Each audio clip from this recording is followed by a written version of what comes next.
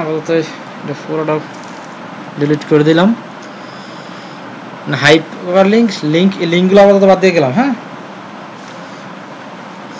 এখন এই যে কমেন্ট এই যে জিনিস, অর্থাৎ কে এটা লিখছে, কে ইয়া করছে সেটা দেখার জন্য বলা হয় কমেন্ট।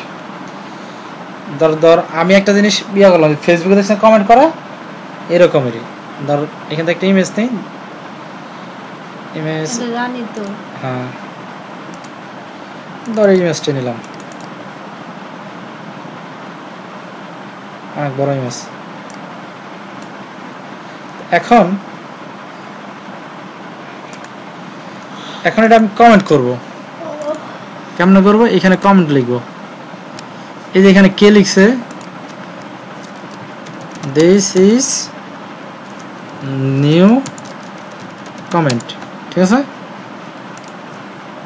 এখন এটা কেউ যখন দেখবে, ঠিক আছে, এটা একটা কমেন্ট করছে, কেন এসছে, তুই চাইলে এখানে ইমেজও দিতে পারবি। এই যে ইমেজ, ফোন নাম্বার, মেল, এটা আবার মেলও করা যাবে, ঠিক আছে? এটা হচ্ছে কমেন্টের খুব বেশি কাজ নাই, কারণ কমেন্টগুলো খুবই কম ইউজ করা হয়। মানে কাজ যেটা হয়েছে সেটা যেটা আমাদের সবচেয়ে বেশি লাগে,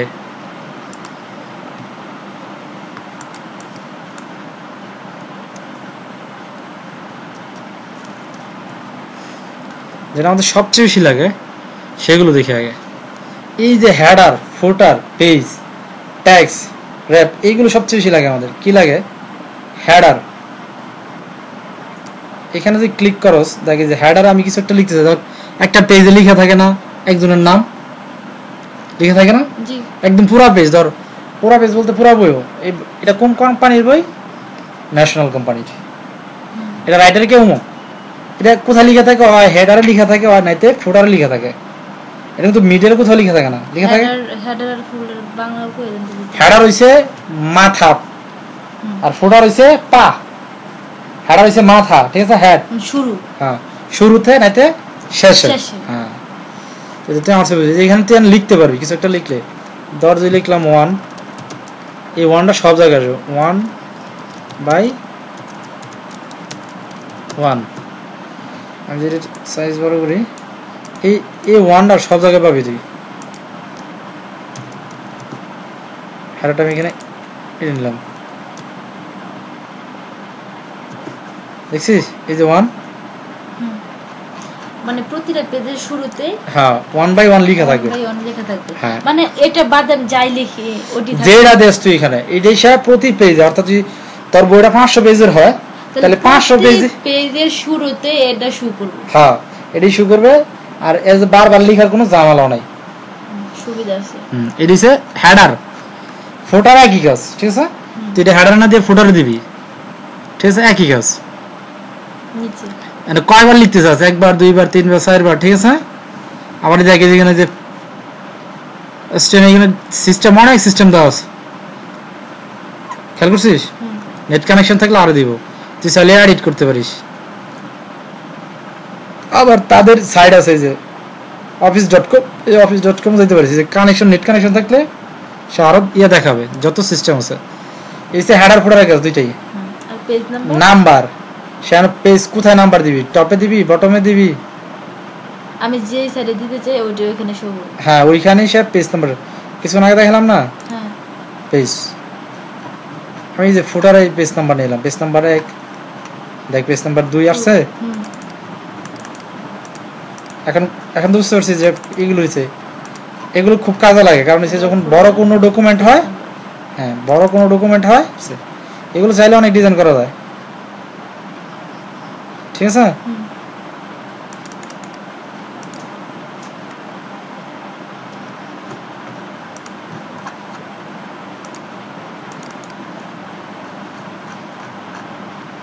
বুঝলি? এত সমস্যা নাই, এটা বুঝার। এখানে গেলে দেখ, এই দেখো বলতে বলতে শেষ হয়ে গেছে। এখানে কিছু একটা আছে যে ট্যাক্স বক্স, এটা খুবই খুবই গুরুত্বপূর্ণ। ট্যাক্স বক্স গুলো একটু এখানে টিয়ে দেওয়া দরকার। এখানে রেডিমেড কিছু ট্যাক্স দেওয়া আছে, যে পেজে ছিল এই পেজে সে নিয়ে আসছে, কিন্তু যদি আমার মন মতো তৈরি করতে চাই তাহলে আমি কি করব? আমি একবার ব্যাগে যাই,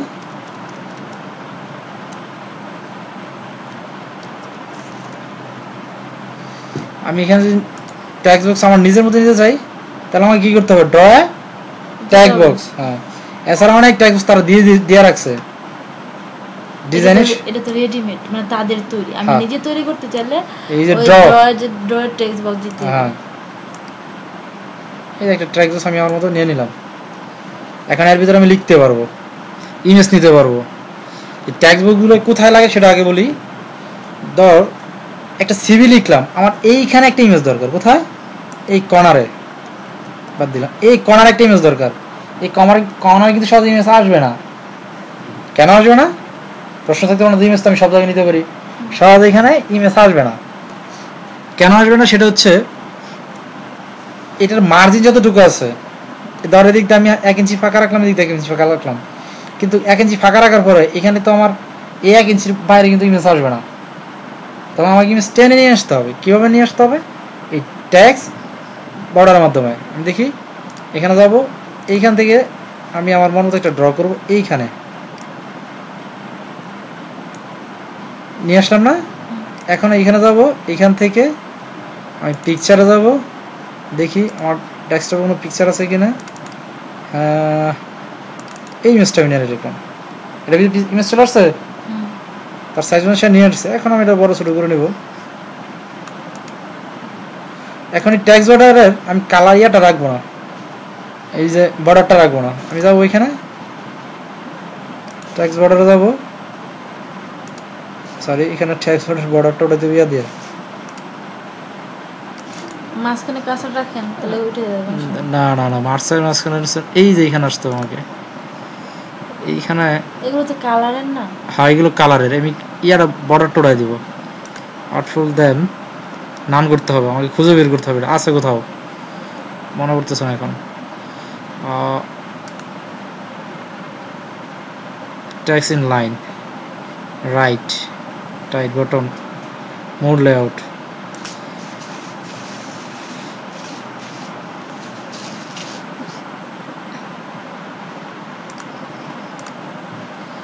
এই বর্ডারটা যেখান থেকে সেখানে খুঁজে বের করতে হবে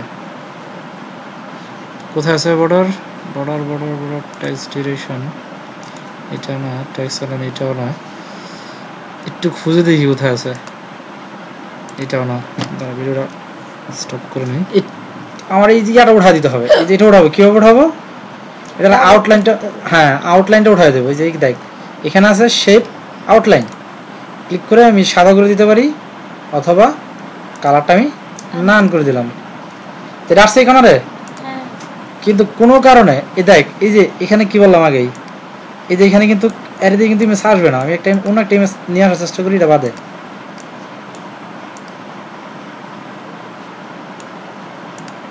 ধর এটা আমি কিন্তু এখানে নিতেই পারতেছি না, যাচ্ছে এখানে কার্সর যাচ্ছে, ইমেজ আসবে কোথায়? আমি যে ইমেজটা নেই, এটা নিলাম, ইমেজটা আসবে কোথায়?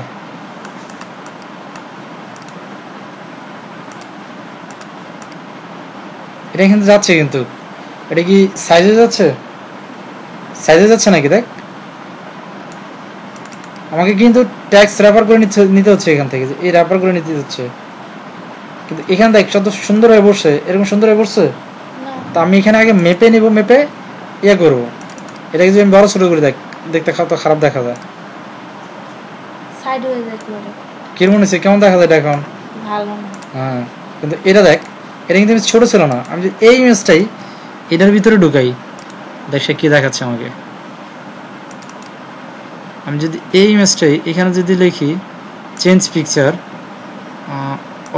অফলাইন, আমি যদি এটাকে নিয়ে আসি, সুন্দর হয়ে বসছে।